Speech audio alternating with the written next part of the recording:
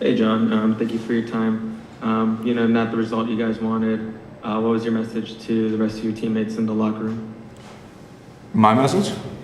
Yeah. Yeah, I didn't say anything after the game. There was enough that was said around, and then pre-game was just we knew we had to start fast and aggressive. It's one of those games where time zone change, stuff like that.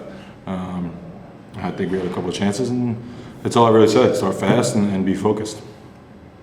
Yeah, and I kind of just wanted to ask you too. Just last week you guys put up a good performance with 10 men, able to climb out of that one. It feels like maybe this match halted some momentum, and there's been moments like that this year. From a player's perspective, just how frustrating is it to maybe just not have that consistency? And obviously now a lot more people are kind of paying attention to this across the league. Yeah, it's frustrating. You want to win. I want to win. I don't like losing. I want to win in everything I do, and I know a lot of people on the team do. We just have to have that killer mentality. There's 2-3 moments in games that we just fuck ourselves throughout the season. I've been no problem putting my hand up. I messed up at some points, and I think it's just little details and focus, and it comes down to how we act on the training field and put an effort into the game. So it's super frustrating.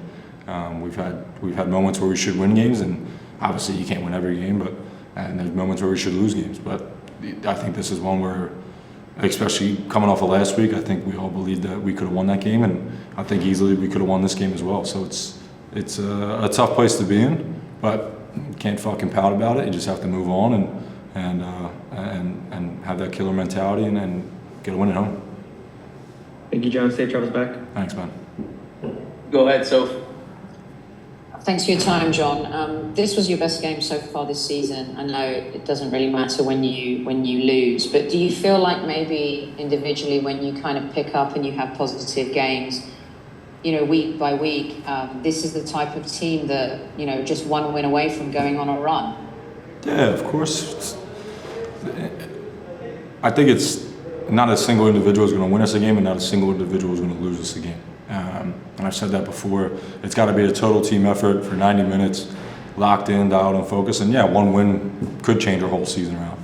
I've been part of teams where you start slow and you catch fire and you go on great runs, or you start great, slow down in the middle third, and kind of like last year we slowed down a little bit towards the end of the season, had the first place in our grasp, and things worked out. So there's going to be ups and downs throughout the season, and obviously we're down right now, so we just got to find a way to get out of it. You can't mope and pope, and you can't fucking dwell on things. The game's over. Yeah, it sucks, but we have to win at home. You got to find that killer mentality again. When you talk about killer mentality, do you think there's, you try and find silver linings in losses, that this team could also embrace maybe becoming an underdog and fighting through that to kind of overcome the early season adversity? And thank you for your time. Yeah, I mean, what do you mean by the silver lining?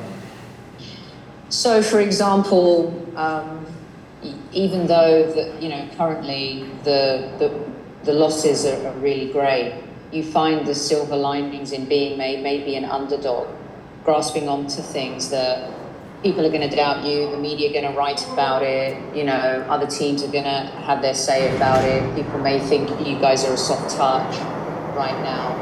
But in those kind of adversary moments, you can find the silver linings to kind of help the mental part of the game, especially too. Yeah, for sure. I mean, as a group, we're not, like I said, we're not in a good spot. Like we're an inch away from winning, and we're also an inch away from losing. Those are tough moments, and we got to deal with it right now. We have to figure it out as a group. Now, like I said, not one of us is going to win it, but I got no problem being an underdog. I've been an underdog my whole life.